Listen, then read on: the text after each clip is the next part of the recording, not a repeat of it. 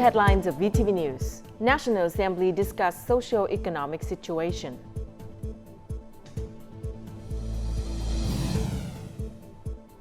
Cross-border trade reports significant growth.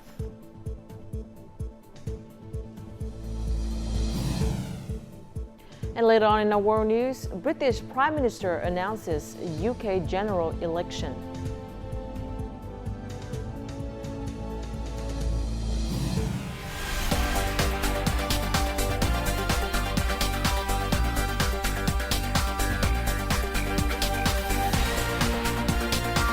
Broadcasting from Hanoi, the capital of Vietnam. VTV News starts right now. Hello and welcome to this edition of VTV News, broadcast live to you from Hanoi. You're with me, Lina Pham, and here's the top news of the hour. On Thursday morning, the National Assembly split into groups to discuss making additional assessments of socio-economic development plan results and the state budget in 2023 and the first months of 2024. They also wish to consider the effectiveness of savings and efforts to combat waste in 2023. Deputies highly appreciated the government's efforts to implement socio-economic targets for 2023 and 2024. However, they also proposed continuing reduction of interest rates and dispersing public investment. To support businesses, I think targeted interest rate support packages are necessary. Of the $1.57 billion support package, the $117.8 million package for social policies was successfully and quickly disbursed. So we think that our fiscal policy should move towards reducing interest rates through support programs that have clearly defined goals. Policy mechanism should strengthen discipline in public investment. If a project is completed on schedule and is of high quality, we should reward it promptly. For projects that are completed slowly, progress is protracted and capital needs increase. Policy should sanction them and bar them from participation in bidding for subsequent projects. Deputies also proposed to focus on developing appropriate policies to protect the economy from the vulnerabilities of external fluctuations. Research needs to assess how open our country's economy is because we're not just an exporting country. We are also a country with a large market of 100 million people. To have appropriate policies and solutions, we must balance openness with the compatibility of Vietnam's economy. Deputies strongly agreed with the government's report on savings and combating waste. They suggest quickly implementing new laws passed by the National Assembly to help strengthen this work. A series of new laws have been amended, allowing for a more open, better and clearer management system of land and resources. We hope these new laws will help prevent the waste of land and resources. Also on Thursday morning, the National Assembly discussed the implementation results of national goals on gender equality in 2023.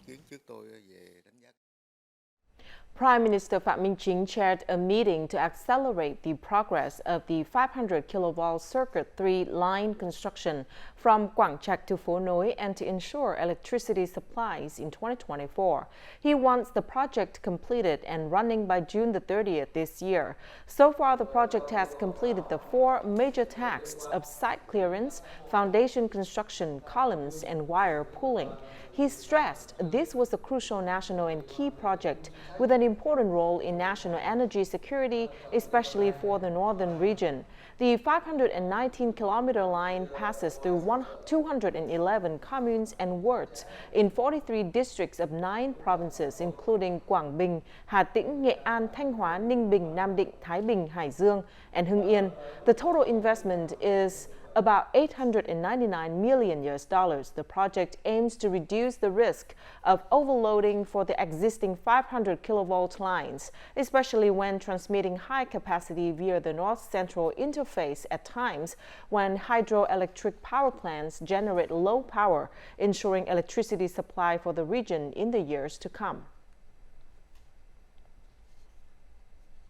Vietnam's total export and import value reached 270.8 $2.82 billion from January the 1st to May the 15th, 2024, resulting in a trade surplus of $6.36 billion, according to the General Department of Customs. The first half of May witnessed Vietnam reel in $14.64 billion in export revenue, raising its total export earnings in the first 4.5 months to $138.59 billion, up 16% year-on-year. Meanwhile, Vietnam spent $17.26 billion on imports in the first half of May, raising its total import turnover by mid-May to $132.23 billion, up 17.5% year-on-year. Exports to major markets such as the United States, the European Union, and China all enjoyed double-digit growth, with the U.S. remaining the largest Vietnamese export market.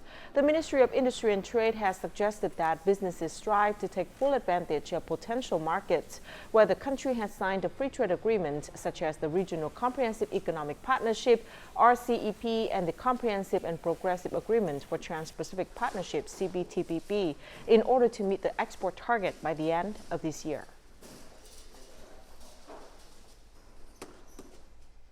The robust growth in exports recently was majorly attributed to the promotion of cross-border trade. In recent years, the export value of goods has been growing consistently in the southwest border provinces. In An Giang province, where two international border gates, Tịnh Biên and Vĩnh Sương, are situated, customs clearance is being sped up to support businesses exporting products to other markets in the region.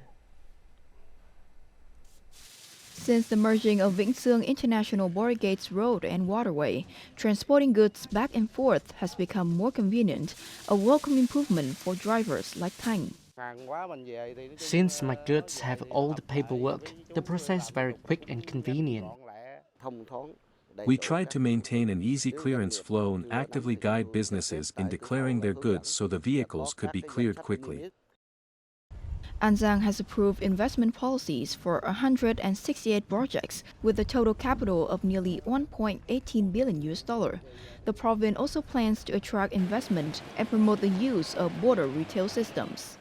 We want to develop a large-scale retail area at the border to put all export goods in the center for more effective sales. We want to attract more retailers to boost activities in cross-border trade, as well as the service and tourism industry in the border area.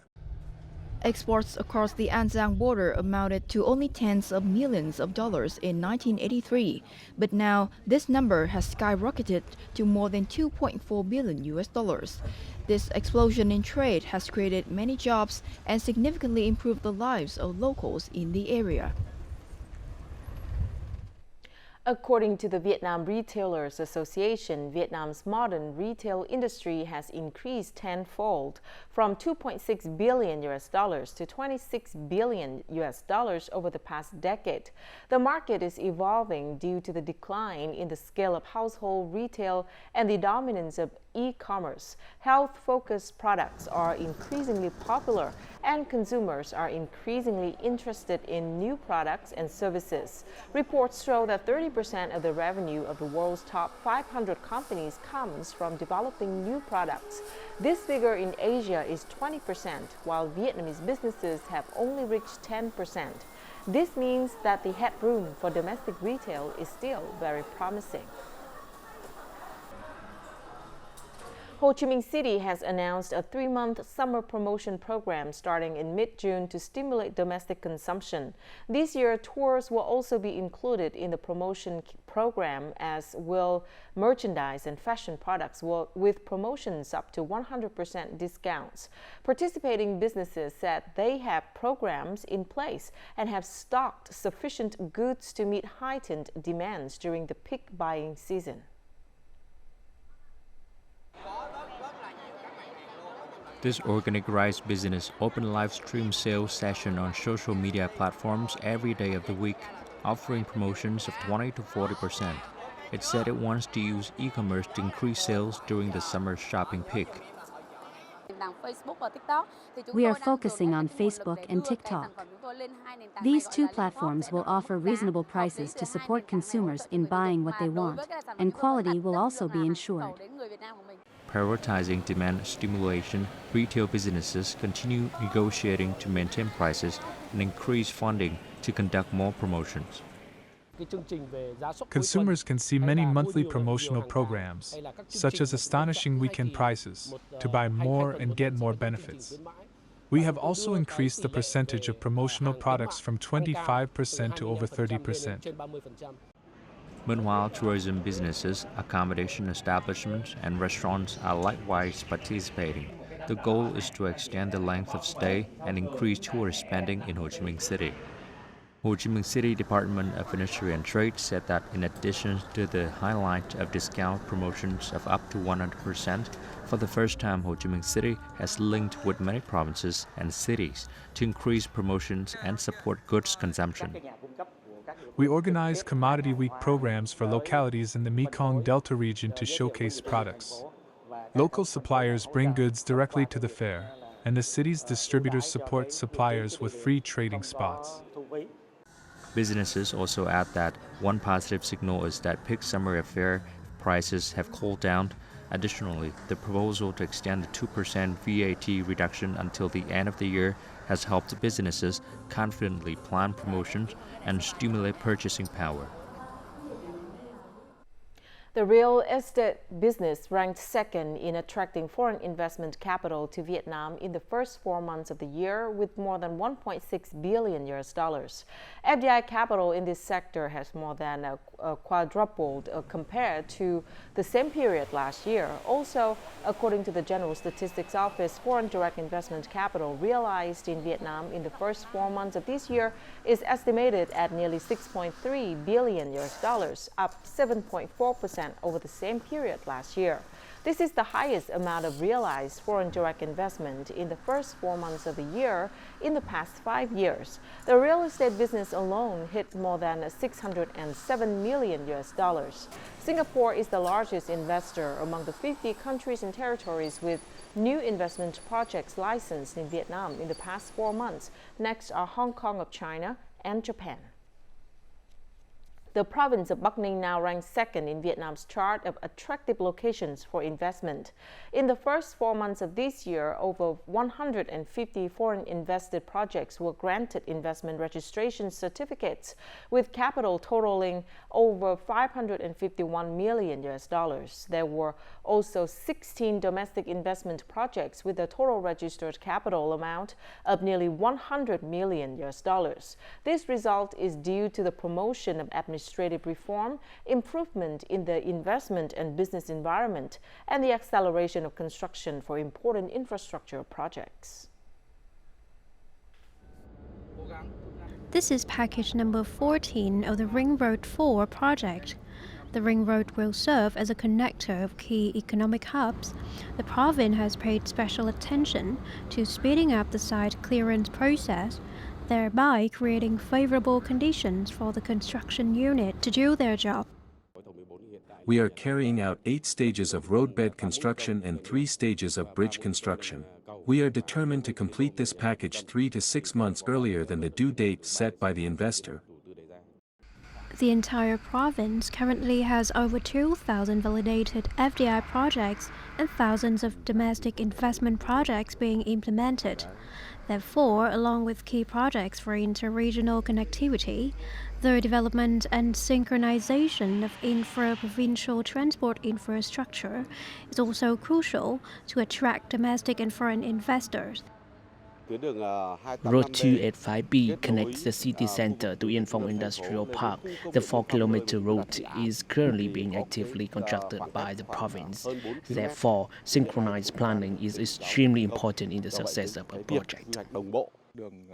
Provincial roads 285B, 295C, and 277B connect all districts and communes. These are especially important projects for the province to develop industrial parks and satellite urban areas. All will be put to use by 2025. To create synchronization and advantages in attracting investment, the province will prioritize the implementation of 15 new transport infrastructure projects and 18 transitional projects by 2030. By 2030, according to the approved planning, the province will have completed more than 190 kilometers of highways, including key national highways, as well as more than 420 kilometers of provincial roads. The development of transportation infrastructure crucially facilitates trading activities and works to attract investment to the province. And before we move to the next part of VTV News, let's check out how the Vietnam dong is weighed against other currencies in the world market today.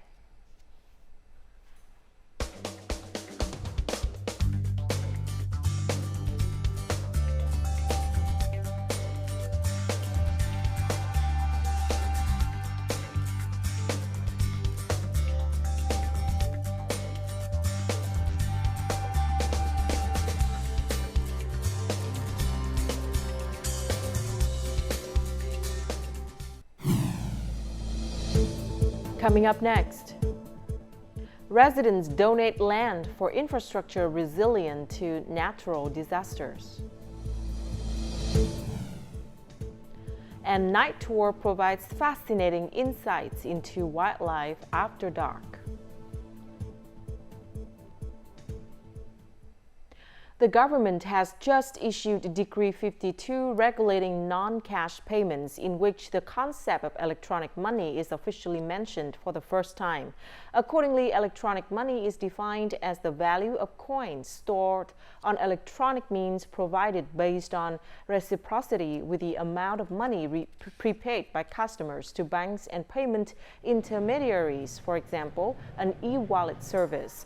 The two means of storing electronic money mentioned in Decree 52 are electronic wallets and prepaid cards. According to the State Bank of Vietnam, adding regulations to clarify the nature of electronic money is necessary to help ensure uniformity and exclusion of virtual currencies and tools used as means of payment. Quảng Bình Province arranged a ceremony to receive the remains of 16 Vietnamese volunteer soldiers and experts who laid down their lives in Laos during wartime. The remains were found by a search and repatriation team belonging to Quảng Bình Military Command Group 589 and the Laos authorities in Kham Muôn Province, Laos, during the 2023 to 2024 dry season. At the ceremony, participants showed gratitude to the martyrs who devoted their lives to the independence of both countries and the noble international spirit. The martyrs were buried at Ba Dốc Cemetery, Bố Trạch District, Quảng Bình Province. 3 people were found dead in a landslide in Vietnam's northern mountainous province of Bắc Cạn. The landslide occurred on Tuesday night and early Wednesday morning. Local authorities reported that there were 8 people inside the house when the natural disaster struck. While 5 managed to escape, 3 others were trapped inside. Promptly following the landslide, local authorities and rescue teams from Bắc Cạn Province mobilized efforts to rescue and evacuate victims. Currently, Bắc Cạn Province has nearly 2,500 households residing in more than 500 locations at high risk of natural disasters, with 384 of them facing the threat of landslides. Quảng Nam is one of the most disaster-prone provinces in central Vietnam, as it is likely to suffer consequences triggered by natural hazards every year. However, thanks to the joint efforts of local authorities and residents, many proactive measures have been implemented to minimize the impact of natural disasters and reduce fear, anxiety, and losses in the face of disaster. 3 years ago, 2 landslides hit Bắc Trà My district in the central province of Quảng Nam, burying more than 50 people. Since then, locals, especially those living in flood-prone areas, have lived in fear during the rainy season. To minimize the impact of flooding, they donated 7 hectares of land to construct landslide-resistant structures such as embankments. I've been living here for more than 30 years. Previously, there was no embankment, so people in flood-prone areas lived in fear. We hope the government and local authorities will invest in building landslide-resistant structures to help residents stabilize their lives. Building an embankment to withstand flooding and erosion is our lifelong design. Thanks to the newly built embankment, we feel more secure and safer. As the government provided financial support for the embankment constructions, residents donated land to speed up construction projects. Local participation has played a key role in helping local authorities speed up the construction of disaster-resilient infrastructure. Residents have made significant contributions, such as donating land or assets, to accelerate site clearance. In 2020, natural disasters killed dozens of people and damaged thousands of houses in Guangdong province. Since then, authorities have implemented numerous measures, such as community relocation and the construction of disaster-resilient infrastructure. These proactive actions have helped locals reduce the loss of life and property. Since the beginning of this month, the Cúc National Park has introduced night tours that allow visitors to explore the beauty of the dense forest. Joining night tours, visitors will have a chance to immerse themselves in the enchanted forest illuminated by fireflies, have an insight into the wildlife after dark, while nurturing their love and responsibility for conserving the ecosystem and biological diversity. This is a night tour at the Cúc National Park. We've introduced night tours for visitors to explore the wildlife after dark. Additionally, the night tours will lay the foundation for the development of biodiversity-based products in this national park and other special-use forests across the country. Visitors travel by electric vehicle for a distance of 5 kilometers in 1 hour. The tour provides wonderful opportunities for visitors to experience nature slowly through their senses and connect more deeply to the environment. After this tour, I want to plant more trees. The night tour gives children valuable insights into nature, encouraging children to explore the world and increase their awareness about the importance of protecting wildlife and the environment. It also nurtures my kids' love for nature. I feel so sorry for the poor animals, victims of illegal hunting. I hope there will be more animal sanctuaries and stricter measures to prevent illegal hunting and protect the wildlife.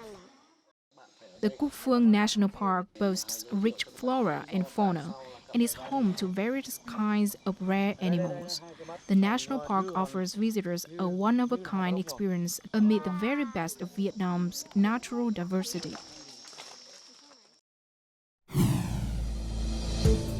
Coming up next in our world news, British Prime Minister announces UK general election.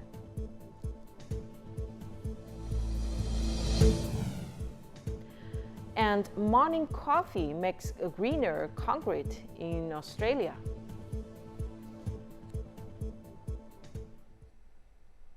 The Chinese Foreign Ministry on Wednesday announced countermeasures against 12 U.S. defense corporations and 10 executives over arms sales to Taiwan, China. The measures came after the U.S. continued to sell arms to Taiwan. The latest round of sanctions, which included freezing assets in China and banning senior executives from entering the country, took effect on Wednesday. The Chinese Foreign Ministry stressed that the American move seriously violates the One China principle and the provisions of the 3 Sino-U.S. joint communiques. The move also undermines China's sovereignty and territorial integrity. British Prime Minister Rishi Sunak on Wednesday called a national election for July the 4th. Speaking in Downing Street, the Prime Minister said Britons would be able to choose their future. He added that King Charles agreed to dissolve Parliament ahead of the July 4 vote. His announcement came after Britain's opposition Labour Party increased its poll lead over Prime Minister Rishi Sunak's Conservatives to stand 30 points ahead.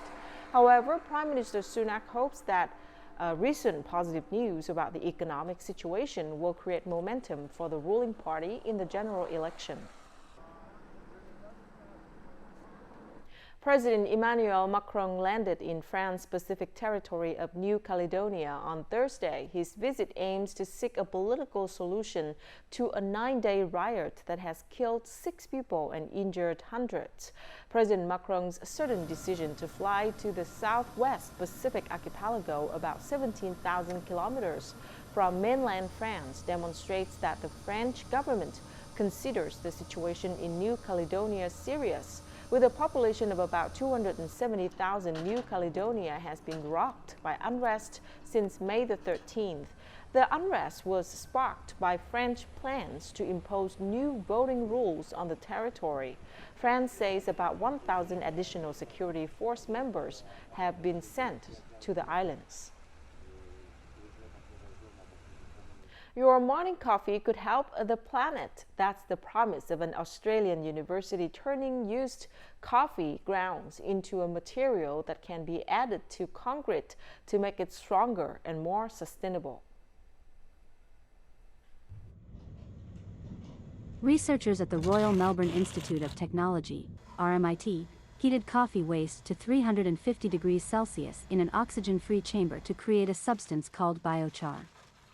This biochar can replace up to 15% of the sand used in concrete and make it 30% stronger, and this extra strength means that up to 10% less cement is needed, said lead researcher Rajiv Roychand. Our research group was working on recycling different waste materials, and we started looking at organic waste because there's a huge amount of organic waste ending up in landfills, which is causing 3% of Australia's greenhouse gas emissions. RMIT is working with several construction and concrete companies, including Australian firm Build Group, is forming a company to make biochar, and is in talks with Starbucks to take its coffee grounds. This biochar is produced at 350 degrees centigrade temperature. And based on the strength that we are getting increase, that's about 30%, we anticipate that we can reduce about 10% of cement content. And that cement is produced at 1500 degrees centigrade temperature, so 5 times more energy, and we can cut down about 10%. Concrete, made by mixing sand and gravel with cement and water, is a major producer of greenhouse gases, responsible for around 8% of the world's emissions. Australia produces around 75,000 tons of waste grounds a year, and biochar made from them could replace up to 675,000 tons of sand in concrete because it is a denser material. And now let's take a look at the weather forecast.